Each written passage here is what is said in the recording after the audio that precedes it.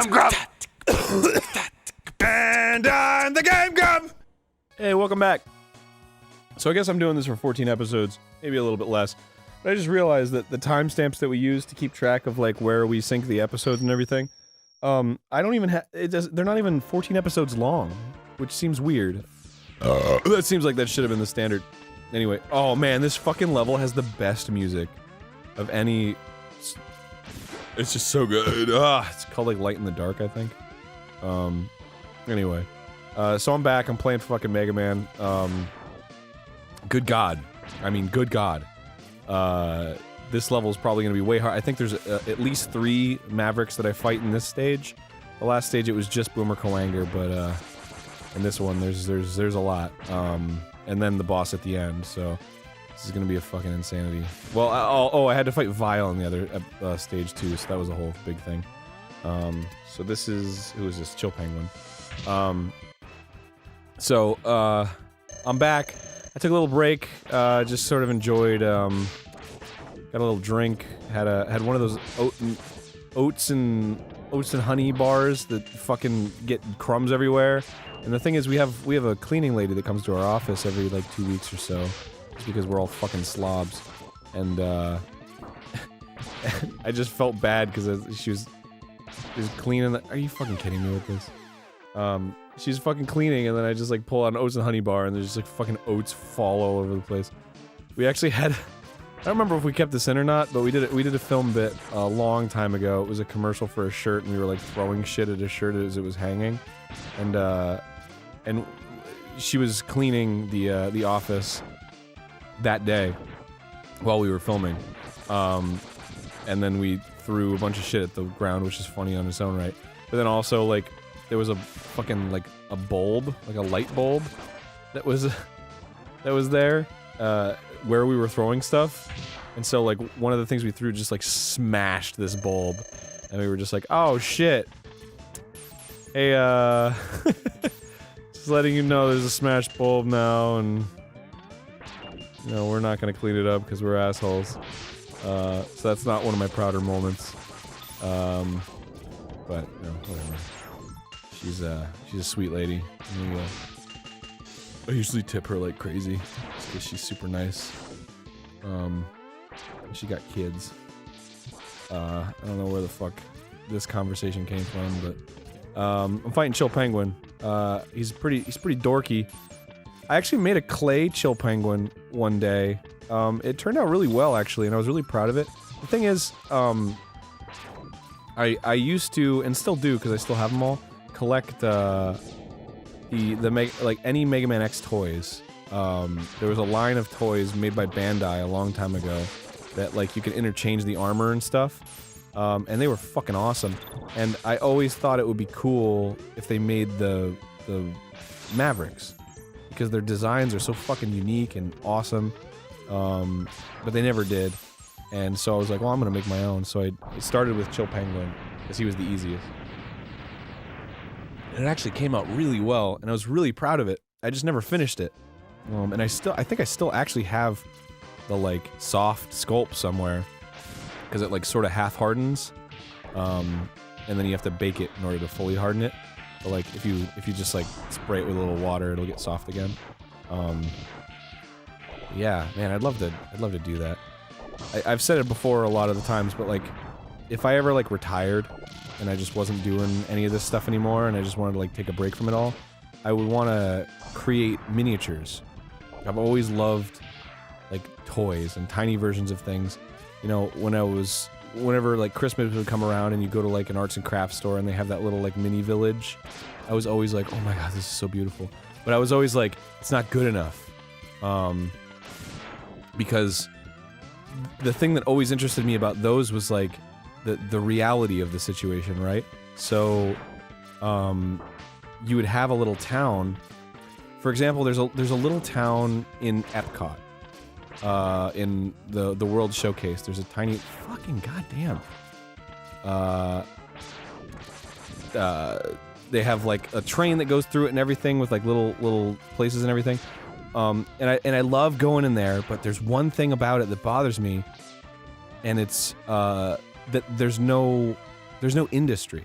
It doesn't make any sense. There's a train that goes through town and there's no train stops. There's no, like, train stations. And, like, what is it shipping? Like, there's no mine. There's no, like... There's no roads, but there's, like, cars. It's really bizarre. And there's just, like, houses on, like, sides of mountains. They don't make sense. So I'm just like, if I ever made a miniature town, I'd make it completely make sense. I would give it, like, an industry. There would be, like, a whole story to the town about, like, you know, where people go during the day, and I don't know. There's just something about that makes it more... Oh, shit, really? Oh, fuck, I gotta do some more one-ups. There's something about that aspect of it that interests me the most. Just the details of it. Just the minor details. Because they're not... Well, the reason for that is because... stuff like that informs everything, right? Like, for example, you go to, like, Tokyo, and Tokyo is the way that it is because it's a very train-centric economy. People get around via trains, and the reason they get around via trains is because, like, there was a lot of stuff that was firebombed during World War II, so, like, they rebuilt, and at the time, trains were a big thing to do, so they built trains, and, like, it's like shit like that, you know, like, what's another, like, good example? Things like New York, where, like, at the time that it was built, you know, I can't think of something concrete, or, like LA. LA needed a lot of space because of studios. There was a lot of space at the time. It was very suburban, so everything was very spread out, right? So it's not like New York. Okay, New York's a good example because Manhattan's on an island. There was limited space, so it had to go up. So the whole city goes up. Like, there's a reason why all this stuff is the way that it is, and it's because of something that isn't, like, inherently visible, right? Like, there's some kind of, like, oh, you know, like Palmdale exists as a city because there's a Air Force base there. And the reason there's an Air Force base there is because it's like, there's mountains that are separating it from LA, so, like, you know, you don't have, it's not interfering with that, and it's above a big desert, so there's a lot of space to fly around and do testing and stuff. So, like, that's why that place exists and is the way that it is, right? It's just little things like that are really interesting because it speaks to something, it speaks to a history. And that's the kind of thing that I enjoy about miniatures, is being able to sort of inject, like, a story into, and plus just the miniatures are cool. But again, I would love to make, like, I would love to get back into sculpting and make, like, a whole set of MegaMan X Mavericks, and you know, and they actually, like, move and shit, and they're painted and they look really cool, and they sort of go together with, like, the D-Arts figures that are out now, which are fucking brilliant, by the way. And they just released this True Force. It was like a kickstarted figure that's, like, die-cast, and it's really tall and meaty. It's a really cool figure, and it lights up. I highly recommend that figure. I've always wanted to do, like, a figure show. That would be fucking rad. But I'm, like, not into enough figures, I feel like, to make the show interesting. Like, there would be... The thing about, like, this game, Grumps, is that there's so many games that I'm interested in that I could just do it forever, right? But, like, a toy show, there would be a point where I'd start doing reviews for toys that I don't give a shit about, and then I'd be like, well, I don't really want to do the show anymore, you know? Like, there's a sort of impartialness that you have to have for, like, a review show or something. Like, I've always thought about doing, like, an actual video game review show, but, I don't know, like, I don't want to play every game. I did for a while, actually. I used to do this podcast called Game Shout, where they sent me games and they were like, play them and review them on the show. And then they also had a website. So I actually wrote up reviews for a while. And it wasn't even a job, honestly. Actually, like, thinking back, I actually think of how naive I was. Because I wasn't paid at all for it. I just enjoyed doing it because I got free games. and just because it was like something to do. It made me feel legitimate, and if I ever wanted to actually do game reviewing, I had that under my belt. But anyway, I did that for a while, and the first game I played was 50 Cent Bulletproof, you know? It's like, I didn't want to play that, but I tried to put my own spin on it. I tried to make the review funny, and, you know, I did it with like a character. I did the whole review with a character, because it was like a podcast review. It was fun. But that, I mean, that's where I got my first YouTube video upload ever, the Gunpei review. I got that copy of Gunpei from that podcast, because they wanted me to review it. And I did a proper review of it, I believe. But then I did that because I was like, well, I want to do something. I didn't feel like it was worthy of an actual review. I really hated it at the time. I wonder if I'd like it now. I just remember it being this really like, just an idea that wasn't quite there. And it's also like,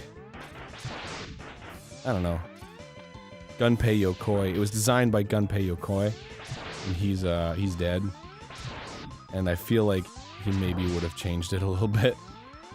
They just kind of like re-released it or something because it was like half designed or something. I don't remember. But anyway. That's like, that's what always bothers me about, like, post-mortem releases. Because, like, I don't know. When you're an artist and you create something and you put something out there, like, there's a lot of scrutiny that you yourself as an artist gave it, right? Like, before you put it out.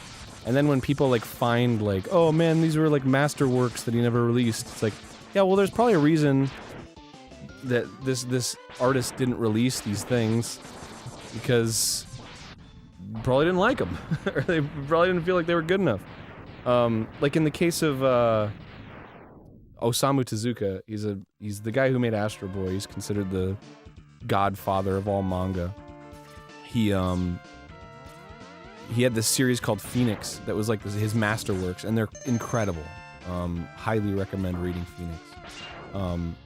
But so after he died, he was working on other books that were like in the vein of Phoenix, but weren't exactly Phoenix.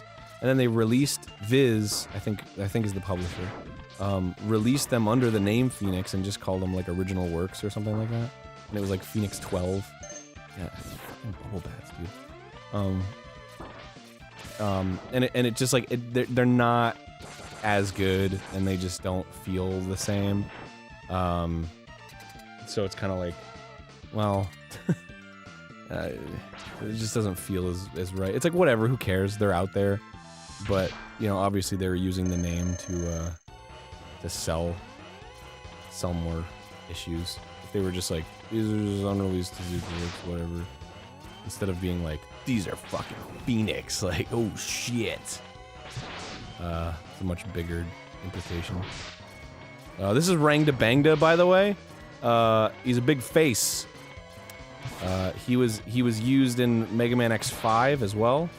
All you gotta do is hit his fucking eyes and nose. That's it. He's weak against Sting Chameleon's ability, normally. But I'm not gonna fuck. I'm not gonna use it, so fuck it. Oh shit, next time on Game Grumps, or Game Grump, just the Arins. I'm gonna beat Rangda Bangda, cause fucking he's pretty easy. I just gotta avoid his eyes. See ya! Suck me off. Suck me off.